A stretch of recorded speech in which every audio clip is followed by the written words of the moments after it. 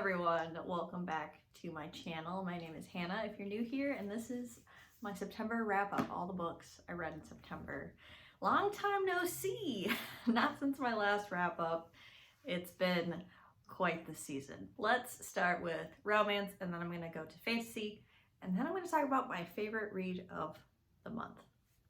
I don't know if I'm the only one. I'm definitely not the only one, but I've seen a lot of book people on the internet talk about how this year, it's not necessarily the books they are reading are average or just okay. It's that the mood of the whole year is just kind of bleh.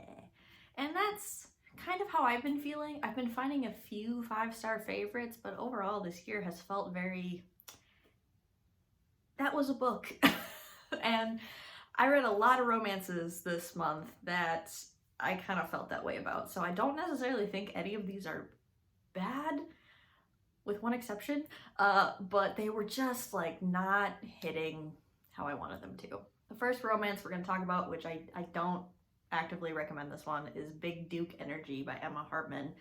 This is about a romance author who goes to an English estate. There's a cottage on the estate for a writing retreat. She's in a writing slump, and the Duke who lives there is angsty and brooding, and she finds inspiration from their interactions to write her steamy romance novel, which is basically her life on paper, like what is happening between them.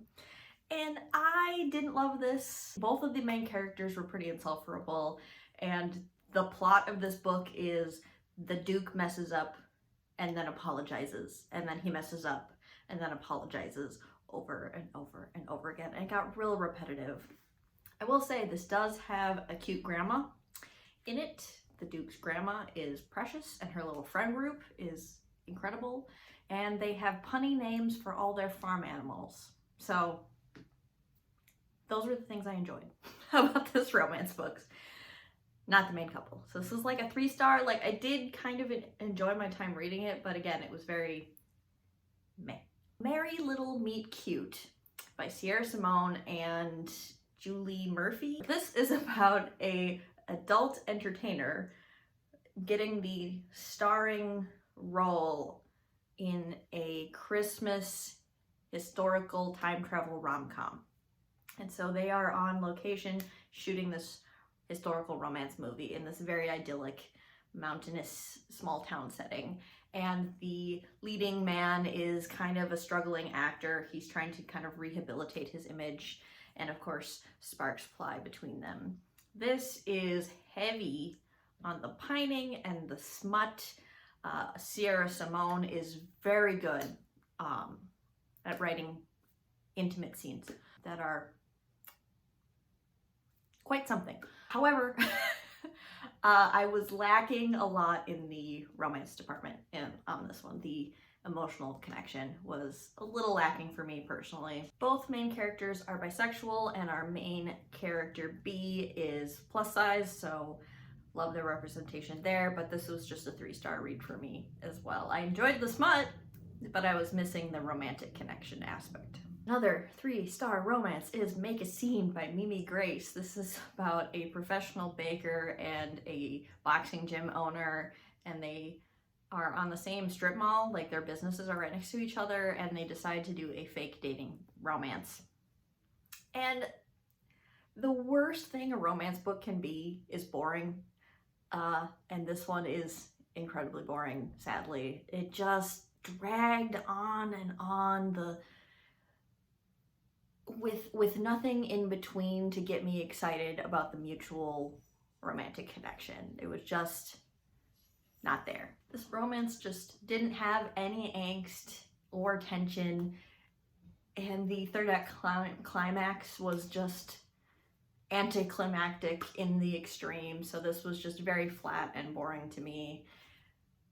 It's just a 3-star again. A 3.5-star read is An Island Princess Starts a Scandal by Adriana Herrera. I loved A Caribbean Heiress in Paris by this author. This is the second book in that series following a new protagonist, Manuela, who is a carefree artist, and she comes into contact with this very beautiful and rakish duchess, and they kind of form a mutually beneficial arrangement because Manuela is arranged to be married to a man back in her home country, so she's trying to have one final summer of fun before she consigns herself to this awful marriage that she doesn't really want, but she feels obligated to fulfill. I did like this. It was very smutty, and it did have a lot of tension and angst and things happening plot-wise going for it, but something about it just didn't scratch the same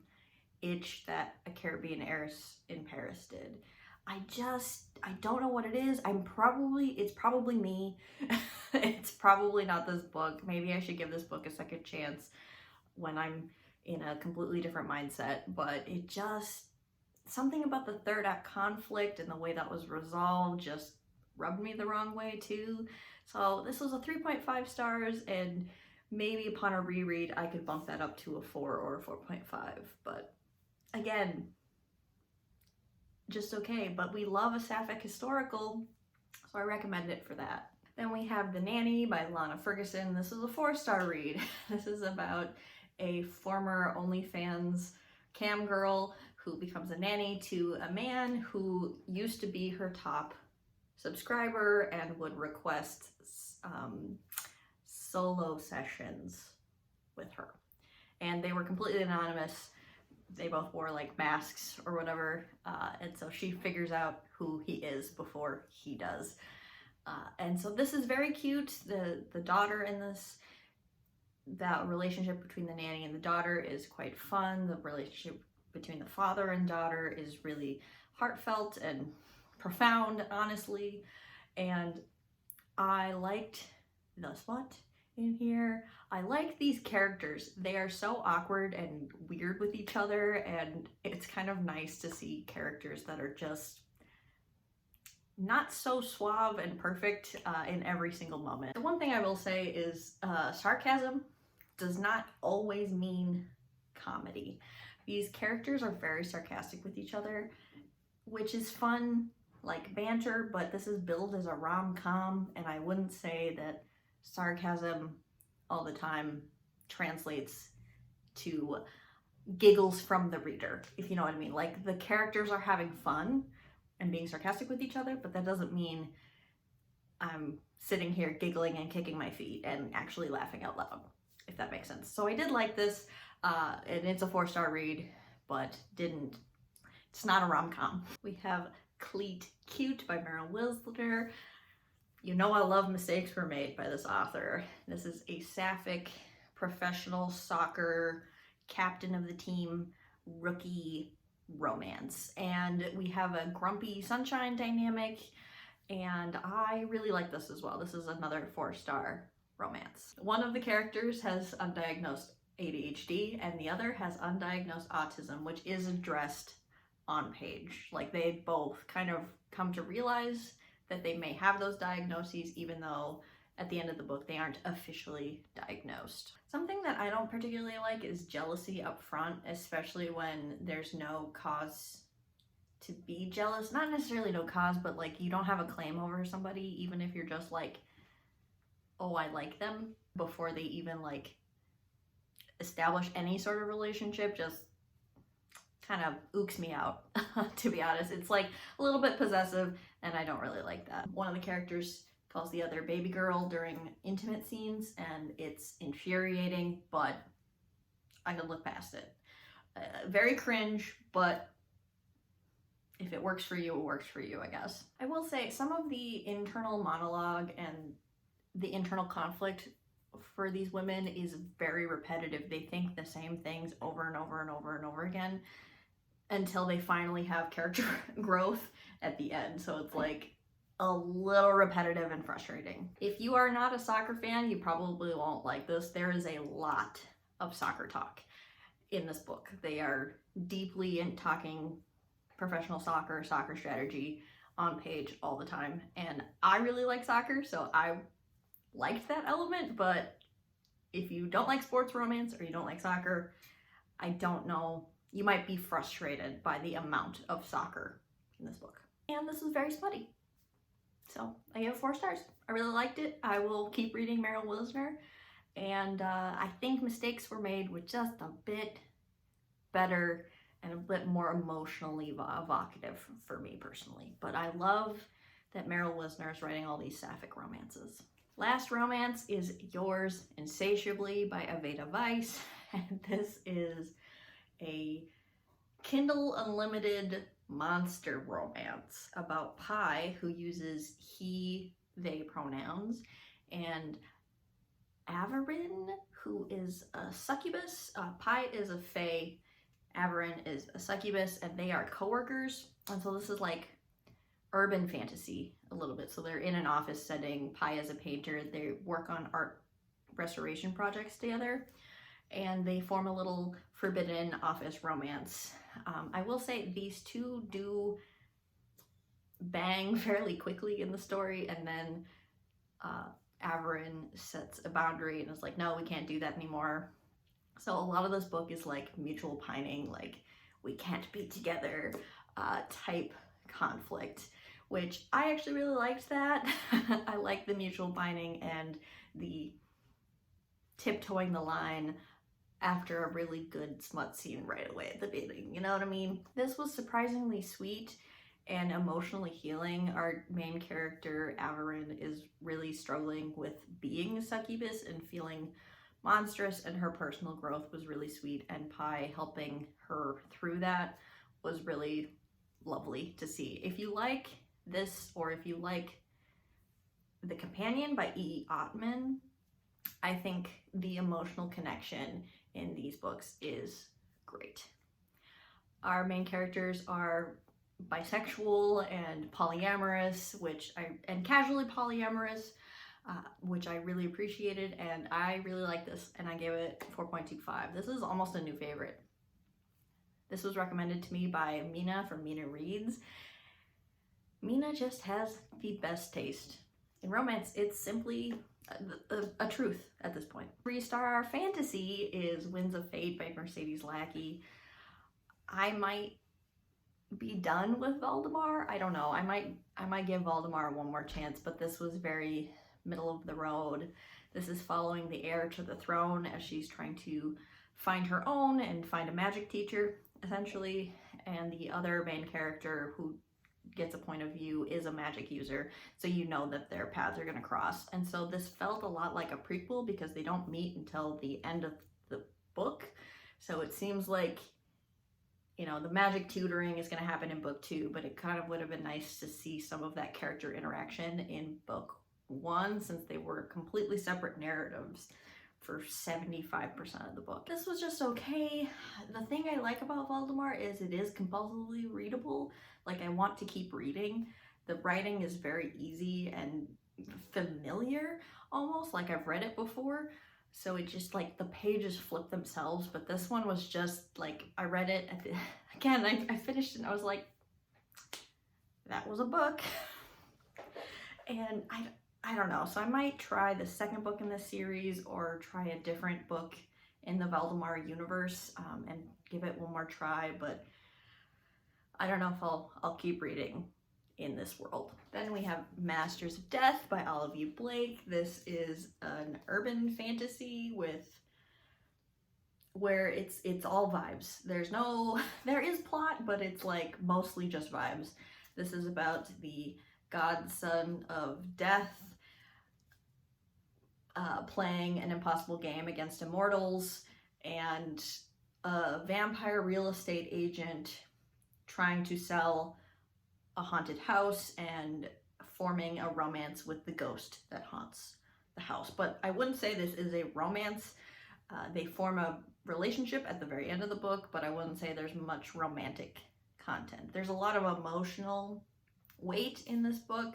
The godson of death is having some issues with his ex-boyfriend, who is a Norse godling. So there's a lot of tension, there's a lot of characters. I enjoyed all the characters. This is non-linear storytelling and purple prosy, and like, I really liked it. I gave it a 4-star. I think, again, if I reread this, I might give it a 5-star, but just like where my head space was at when I read this. I was like, that was really good, but like didn't love it. I do recommend it. I did love it.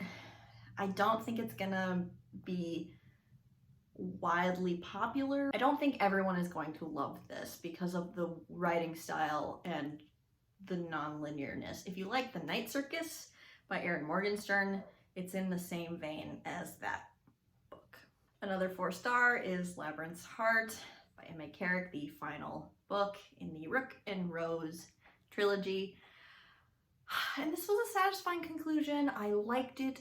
Again, 4 stars, didn't love it though. I think I read in a review that the authors have come out and said that they wanted to write a series that was the antithesis to grimdark.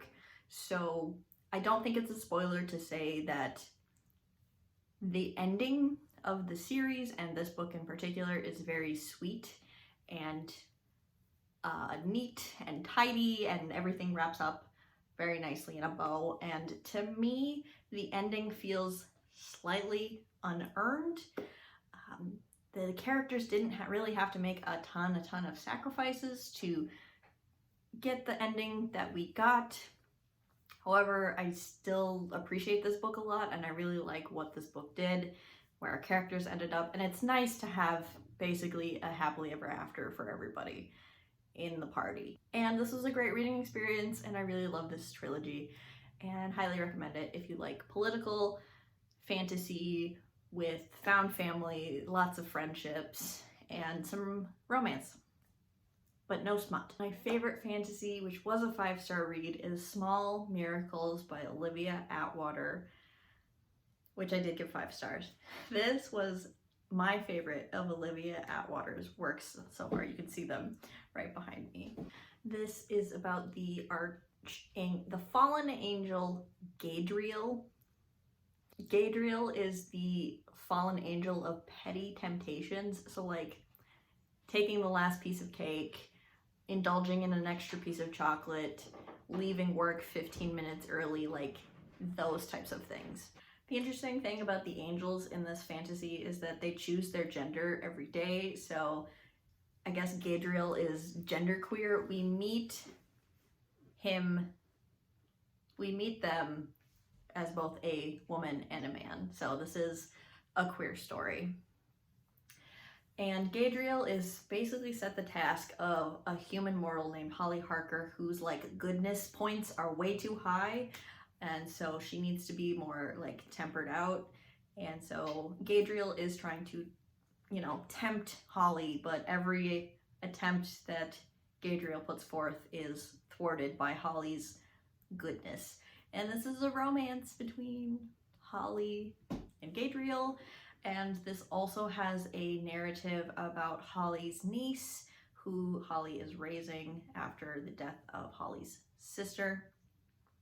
And this is about essentially found family. They are family, but like this family coming together and processing their grief and coming together after it's such a tragedy and kind of coming to understand each other. So this is more than just like a simple romance. This really does have a lot of emotional depth to it, and I did cry at the end because of how sweet the themes and everything were resolved in the end. I really like this one and I highly recommend it.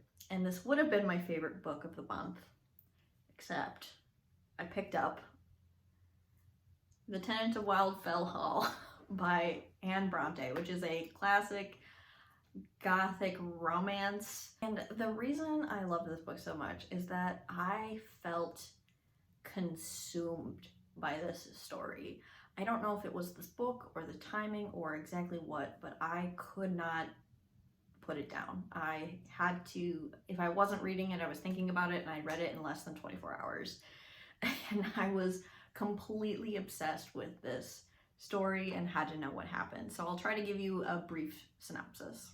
Our narrator is Mr. Gilbert Markham, and he is writing this story to one of his friends.